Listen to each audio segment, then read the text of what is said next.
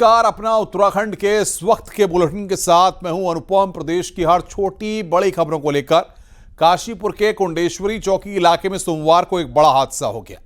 यहां डंपर की चपेट में आने से एक बाइक सवार की मौत हो गई, जिसके बाद वहां हंगामा खड़ा हो गया। आक्रोशित भीड़ ने डंपर में आग लगा दी। मौके पर पहुंची पुलिस ने मामले को शांत कराया। दरअसल काशीपुर के कुंडेश्वरी पुलिस चौकी क्षेत्र के डकिया नंबर 1 निवासी जयपाल सिंह सोमवार को अपने घर से बाइक पर सवार होकर कहीं जा रहे थे। घर से कुछ ही दूरी पर पीछे से आ रहे खनन सामग्री लदे डंपर ने उन्हें चपेट में ले लिया, जिससे उनकी मौके पर ही दर्दनाक मौत हो गई। भारी मालवाहक वाहन के द्वारा शिवनगर ढकिया निवासी श्री जयपाल सिंह उर्फ गुड्डू पुत्र चरण सिंह उम्र लगभग 60 वर्ष की दुर्घटना में मृत्यु कारित की गई है। इससे आक्रोशित होकर लोगों के द्वारा उक्त वाहन में आग लगा दी गई थी और मौके पर शांति व्यवस्था कायम है। फोर्स बना हुआ है। पार्थिव शरीर को मोर्चरी भिजवाया जा चुका है।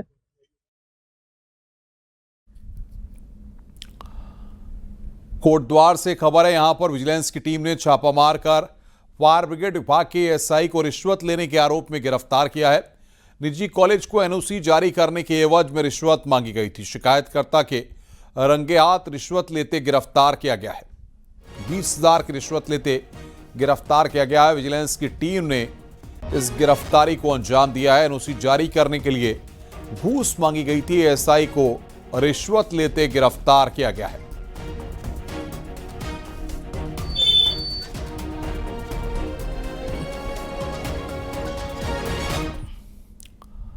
आगे बढ़ते हैं। कांग्रेस के शासनकाल में इस्लामिक एजुकेशन सेंटर के लिए 20 एकड़ जमीन खरीद की अनुमति देने के धौलास जमीन प्रकरण में अब पूरे मामले पर सियासत तेज हो चली है। जमीन खुर्द-बुर्द होने के खुलासे के बाद भारतीय जनता पार्टी इस पूरे मसले पर हमलावर है, तो वहीं कांग्रेस इस पूरे मसले पर बैकफुट पर आ गई है। देखिए हमारी रिपोर्ट।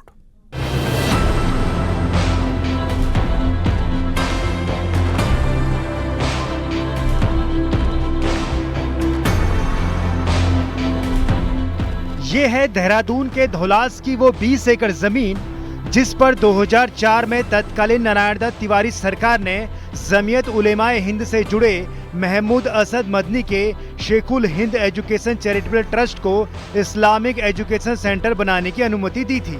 लेकिन जिस जमीन पर शिक्षण संस्थान बनना था, अब प्लॉट काटकर उसे बेचने का मामला सामने आया है। मामले के खुलासे के बाद इस प्रकरण पर सियासत भी गर्मा गई है। धौलास जमीन प्रकरण पर सीएम धामी ने कहा कि ये मामला कांग्रेस की नीयत को उजागर करता है। ये बात साफ हो गई है कि कांग्रेस पहले से ही मुस्लिम यूनिवर्सिटी बनाने की दिशा में काम कर रही थी। अगर कांग्रेस की सरकार दोबारा बनती तो उत्तराखंड में मुस्लिम यूनिवर्सिटी बन जाती। देखिए, जिस प्रकार से मामला सामने आया है, ये बिल्कुल स्पष्ट हो गया है। ये मुस्लिम यूनिवर्सिटी बनाने की जो बात करते थे उस समय, अगर सरकार में आते तो ये उस प्रकार से उस दिशा में आगे बढ़ते। ये जनता के सामने स्पष्ट हो गया, इसलिए इसमें हम लोग कड़ाई से काम करेंगे। मामला सामने आने के बाद कांग्रेस बैकफुट पर नजर आ रही है। पूर्व सीएम हरीश रावत का कहना है कि ये मामला 2004 का नारायण दत्त तिवारी सरकार का है। इसे किसी पार्टी से जोड़कर राजनीति करना उचित नहीं है। अगर राजनीति ही करनी है तो बीजेपी बताए कि उसके बाद उनकी सरकारें रही, तब कोई कार्रवाई क्यों नहीं की गई। तो बहुत पुराना 2002-04 के आसपास का मामला है और नारायण दत्त जी की सरकार के वक्त का मामला। और उसके बाद उनकी सरकारें रही इतने लंबे समय तक।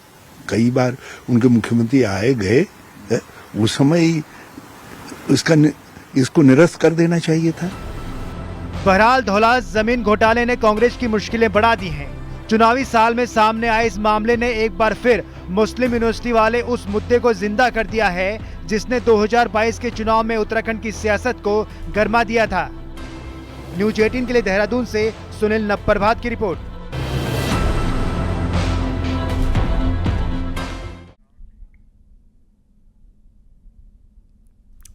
धौलास जमीन घोटाला प्रकरण सामने आने के बाद अब एमडीडीए भी एक्टिव हो गया है।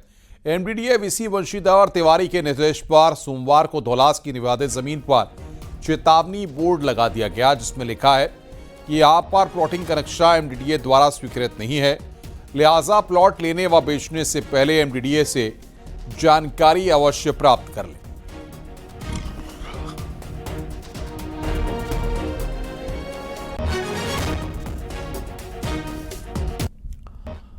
देहरादून के पछवादून क्षेत्र में जमीन पर कब्जे का मामला सामने आया।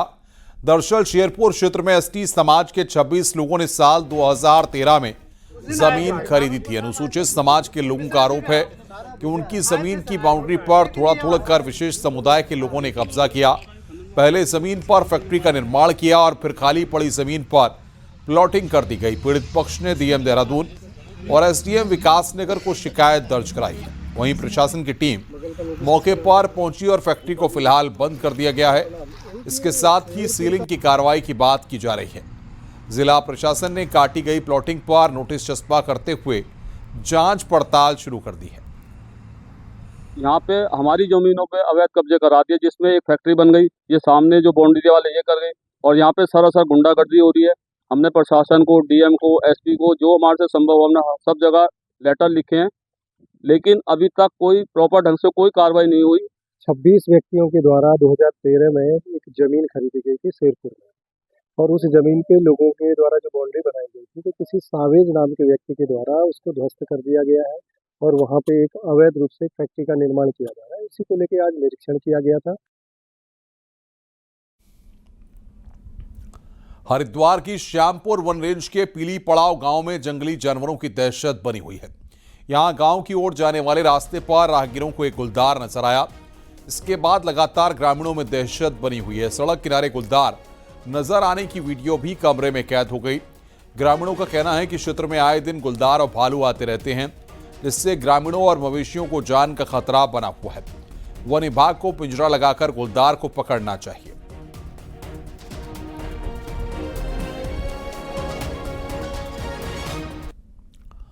और रामनगर में बीच सड़क पर अचानक हाथी आ गया। जिम कॉर्बेट नेशनल पार्क से सटे ढेला रोड पर जंगल से निकलकर हाथी सड़क पर आ गया। इस दौरान हाथी एक बाइक सवार के पीछे दौड़ने लगा।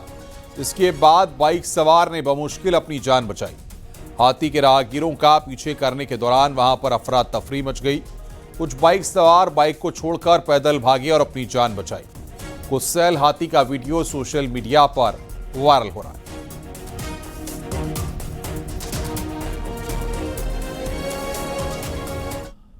कोटद्वार के दीपक कुमार उर्फ मोहम्मद दीपक को सोशल मीडिया पर जान से मारने की धमकी का वीडियो डालने वाले शख्स को पुलिस ने धर दबोचा है। आरोपी युवक उत्कर्ष कुमार बिहार के मोतिहारी का रहने वाला है। आरोपी ने सोशल मीडिया में एक वीडियो डाला था जिसमें उसने दीपक कुमार को मारने की धमकी दी थी। आरोपी के खिलाफ दीपक कुमार की ओर से कोटद्वार थाने में तहरीर दी गई थी, जिसके बाद पुलिस ने बिहार पुलिस से संपर्क कर आरोपी को नजदीकी थाने बुलाकर पूछताछ की गई। आरोपी ने बताया कि व्यूज और रीच बढ़ाने के चक्कर में उसने ऐसा किया है और धमकी भरा आपत्तिजनक पोस्ट डाला है। वहीं पुलिस की ओर से वीडियो को डिलीट करा दिया गया।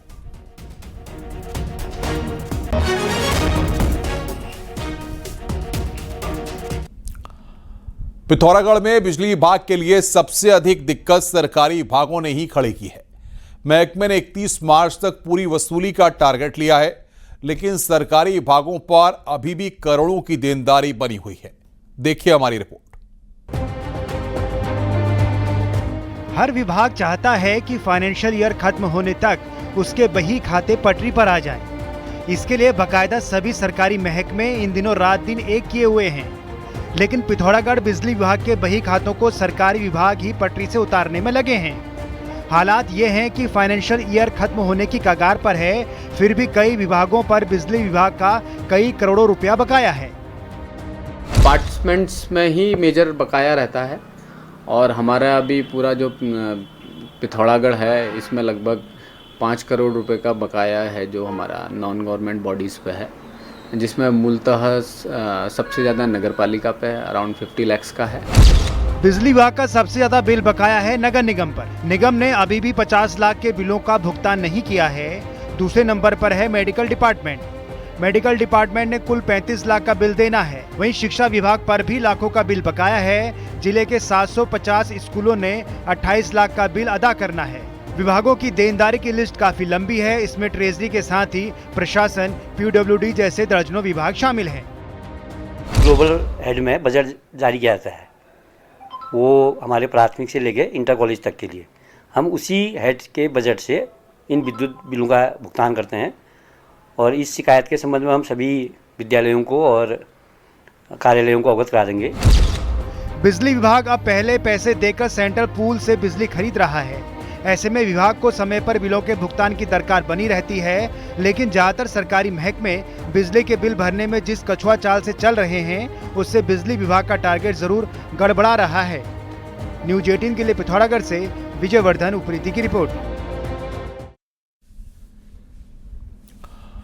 हौली में नेशनल स्कीइंग चैंपियनशिप और विंटर कार्निवाल की तैयारियां जोरों पर हैं और खिलाड़ियों में भारी उत्साह बना हुआ है। आइए इस रिपोर्ट के जरिए आपको दिखाते हैं।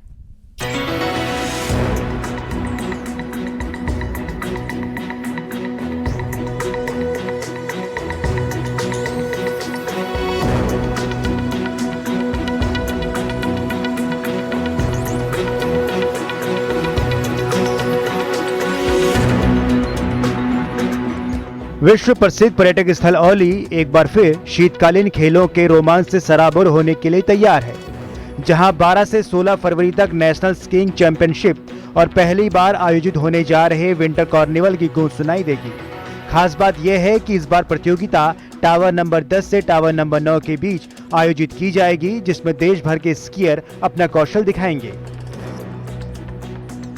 देखिए सर, यहाँ पे पहले भी चैंपियनशिप हुई है ऊपर ट्री लाइन से लेके यहाँ तक, और अभी भी उचित मात्रा में यहाँ पे बर्फ है, जो कि खिलाड़ियों के लिए भी ठीक ठाक है। कोई दिक्कत नहीं है उसमें, वहाँ से यहाँ तक रेस होने में कोई आपत्ति नहीं होगी सर, और ठीक ठाक रहेगा। जनवरी में हुई बर्फबारी ने इस बार खेलों के आयोजन का रास्ता साफ कर दिया, जिससे स्थानीय प्रशासन और पर्यटन विभाग के साथ साथ खिलाड़ियों में भी भारी उत्साह है।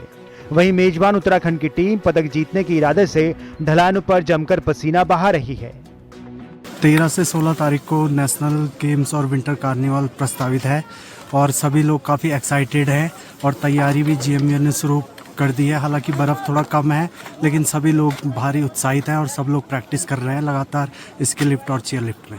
और अब बस इंतज़ार है गेम्स का, और हम भी बहुत समय के बाद इस बार हाथ आजमाइश करेंगे, क्योंकि काफ़ी समय तक बीच में खेला नहीं, लेकिन इस बार हम भी अपना जोर आजमाइश करेंगे नेशनल गेम्स। हिमालय की बर्फीली चोटियों के बीच होने वाला ये आयोजन न केवल साहसिक खेलों को ऊंचाई देगा, बल्कि विंटर कार्निवल के माध्यम से पर्यटकों के सैलाब को भी अपनी ओर आकर्षित करेगा। न्यूज 18 के लिए औली से नितिन सेमवाल की रिपोर्ट।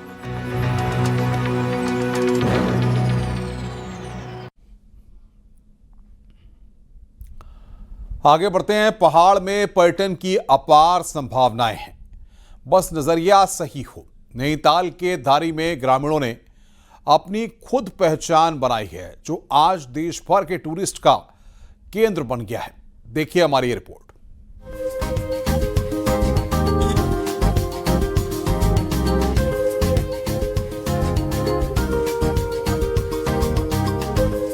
नैनीताल का भालूगाड़ आज सैलानियों का हॉटस्पॉट बन गया है। गांव के लोगों की परिकल्पना के अनुरूप तैयार किया गया भालूगाड़ में नेचर से जुड़े पर्यटक आ रहे हैं, तो यहां की आबोहवा के टूरिस्ट कायल भी हो रहे हैं। झील वाटरफॉल में मस्ती के साथ पर्यटक यहां नेचर पॉइंटों पर बैठकर परिवार के साथ टाइम बिता रहे हैं और इन खूबसूरत पलों को जी रहे हैं। बहुत बढ़िया, बहुत ही बढ़िया। मतलब यहाँ पे आके क्राउड नहीं है अभी, तो हम लोग तो पहाड़ों में इतने दूर से आ रहे हैं, एंजॉय करने के लिए आ रहे हैं, तो फैमिली लेके आए हैं। बहुत बहुत बढ़िया लग रहा है, मौसम भी इतना बढ़िया है, क्या बताऊँ, आके पूरा दिल खुश हो गया। मुझे यहाँ के बहुत अच्छा लगा और यहाँ की प्रकृति वाकई में बहुत खूबसूरत है, बहुत ज़्यादा खूबसूरत है। हम लोग के लिए नया है तो बहुत अच्छा, क्योंकि हम लोग यूपी से हैं ना, यूपी से आए हैं, वहाँ के लिए चीज़ें नहीं है तो बहुत अच्छा लग रहा है। दरअसल 2013 में ग्रामीणों ने खुद इस पर्यटन स्थल की शुरुआत की और रोजगार से जोड़ा। हालांकि बाद में सरकार ने भी यहाँ सौंदर्यीकरण के काम किए, जिससे इस पर्यटन स्थल की खूबसूरती और निखर के आई। खास बात यह है कि इसका पूरा संचालन ग्राम विकास समिति ही कर रही है, तो अब अच्छा फायदा भी होने लगा है। वहीं पर्यटन कारोबारी इसकी तर्ज पे दूसरे स्थानों को विकसित करने की मांग कर रहे हैं। तो अगर ये हो सके तो कुछ ऐसे साइट्स और यहाँ पर डेवलप करें। कुछ ट्रैकिंग ट्रेल्स यहाँ बहुत अच्छी हैं, हमने भी वो टूरिज्म डिपार्टमेंट में बताया है कि अगर वो कुछ ऐसे पाथ्स यहाँ बनाए जिनको टूरिस्ट इजीली वॉक करके जा सके, जिसमें बहुत उतार और चढ़ाव ना हो, तो ऐसे ट्रेल्स भी यहाँ कुछ डेवलप किए जा सकते हैं। बहरहाल भालूगाड़ के टूरिज्म मॉडल ने ग्रामीण इलाकों को एक पर्यटन की राह भी दिखाई है। ऐसे में अगर पहाड़ों में अन्य जगहों में भी प्रयास हो तो रोजगार के साथ पर्यटन बढ़ाया जा सकता है। नैनीताल से न्यूज 18 के लिए वीरेंद्र बिष्ट की रिपोर्ट। कपकोट में हो रही राष्ट्रीय एक्यूरेसी पैराग्लाइडिंग प्रतियोगिता इन दिनों रोमांचक मुकाबलों के साथ अपने चरम पर है। प्रतियोगिता में देश के विभिन्न राज्यों से आए प्रतिभागियों ने शानदार उड़ान कौशल और सटीक लैंडिंग का बेहतरीन प्रदर्शन किया। इस राष्ट्रीय स्तर की प्रतियोगिता में कुल 92 प्रतिभागियों ने पंजीकरण कराया था, जिनमें से 78 ने हिस्सा लिया है। कपकोट के ज्वालेक साइड से उड़ान भरते पैराग्लाइडरों से आसमान रंग बिरंगी छतरियों से सजा नजर आया, जिसे देखने के लिए बड़ी संख्या में स्थानीय लोग और पर्यटक वहां पर पहुंचे।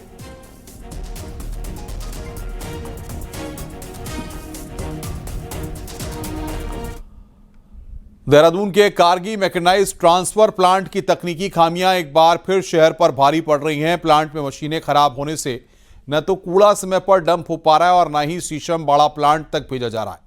नतीजा हाईवे किनारे कूड़े के ढेर और लोगों की मुश्किलें काफी बढ़ गई हैं। इस वजह से ट्रांसफर प्लांट पर गाड़ियों की लंबी कतारें लग गई हैं। वहीं नगर निगम ने प्लांट संचालन एजेंसी पर सख्त रुख अपनाया है। निगम का कहना है कि संबंधित एजेंसी को नोटिस जारी कर दिए गए हैं। क्या दिक्कतें आ रही हैं? दिक्कत ये आ रही है, सुबह 5 बजे आता हूँ उठ के और पहला चक्कर अब खाली हुआ मेरा। अच्छा, 5 बजे से अभी तक करीब 3 बज गए हैं। हाँ जी। अभी तक तुम्हारी गाड़ी खाली नहीं जी, अब वही पहला चक्कर अभी आपके सामने हुआ गई ट्रॉली। स्मार्ट सिटी के द्वारा एक राशा कंपनी उनके द्वारा मैनेज किया जा रहा है, तो उसमें निरीक्षण लगातार चल रहे हैं। पिछले एक हफ्ते से कुछ सुधार हुआ है। वहाँ पे उनके कुछ 2 व्हीकल्स ब्रेक डाउन हो गए थे, जिस कारण के वहाँ पे लाइनअप हो गई थी चीज़ें, थोड़ा सा व्यवस्था वहाँ खराब हो गई थी।